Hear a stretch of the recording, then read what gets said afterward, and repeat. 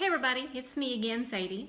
It's been a while since I made a post, and there's a reason for that. The holidays for one, but actually God has been downloading a lot of information to me on a regular basis, basically daily. I'm having to make daily journals, and I've been trying to put it in my head. I'm like, God, you're downloading a lot of stuff, and I'm trying to put it together. But I'm going to share with you something that He's been revealing over the last week and really the last couple of days. That the reason I titled this was Revelations 12, because it's coming right out of Revelations 12, and what's happening in the stars, in the heavens.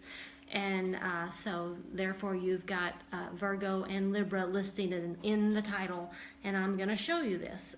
I will tell you right now that if you go and look what other people are saying about Revelations 12, I'm going to be contradicting some of what they're saying, because they are saying that during the Feast of Trumpets, which will begin October 22nd and 23rd, that because of what's going on, which I'm going to explain to you in a minute, in the stars, that a lot of them are saying rapture or being caught away.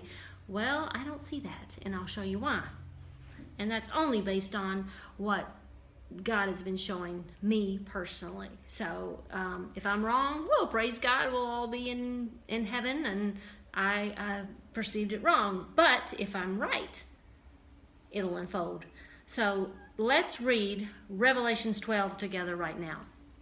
Now a great sign appeared in heaven, a woman clothed with the sun, with the moon under her feet, and on her head a garland of 12 stars. Then, being with child, she cried out in labor and in pain to give birth. And another sign appeared in heaven, a great fiery red dragon, having 7 heads and 10 horns, and 7 diadems on his heads. His tail drew 1/3 of the stars of heaven and threw them to the earth, and the dragon stood before the woman who was ready to give birth, to devour her child as soon as it was born. She bare a male child who was to rule all nations with a rod of iron, and her child was caught up to God and his throne. Then the woman fled into the wilderness, where she has a place that's prepared by God, that they should feed her there for 1,260 days. Now, Jesus has already been born, so obviously it's not Jesus. This is Revelations, so that's obviously not true.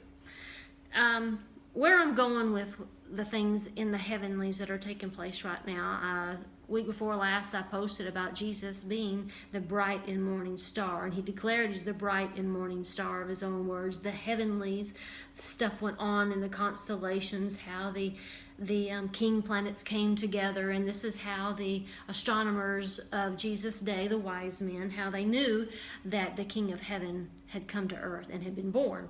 So naturally, Satan tries to pervert everything that God does. We know that he made the stars, and he made us, and he made everything that is made, and he made the constellations and all that stuff, and he's the God of astronomy. So Satan comes, and they pervert it, and try to get you to read horoscopes and your sign and stuff like that. He perverts everything God called good. Okay. And so I want to show you something else. I just wanted to clear that up because of the signs that took place in the heavenlies before Christ came, and obviously he did. Well, here's a picture of what I just read you. Okay, just kind of get this in your mind.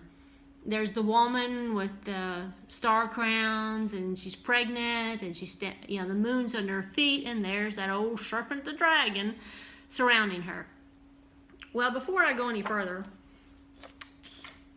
a few months ago, I had a dream which is very, very disturbing to me.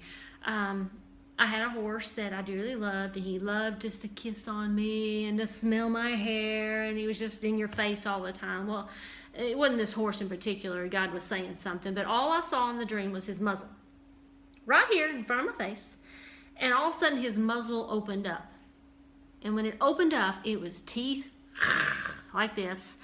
And he hissed at me, and I felt the wind in my face. And I woke up, and then it closed up, and I was very, very disturbed about that. Like, God, what's going on? What is going on? And I just pray in the Spirit, just pray in the Spirit. And well, He led me to a very, very strong spiritual warfare prayer to break down, curses and incantations and assignments and mandates that may be against me or my family. And so I began to do spiritual warfare pretty strong about that. And when this came about, reading this Revelations 12, and then I saw that picture, I went, oh my God, there it is. That's what was in front of my face. And I'm going to blow it up for you so you can see.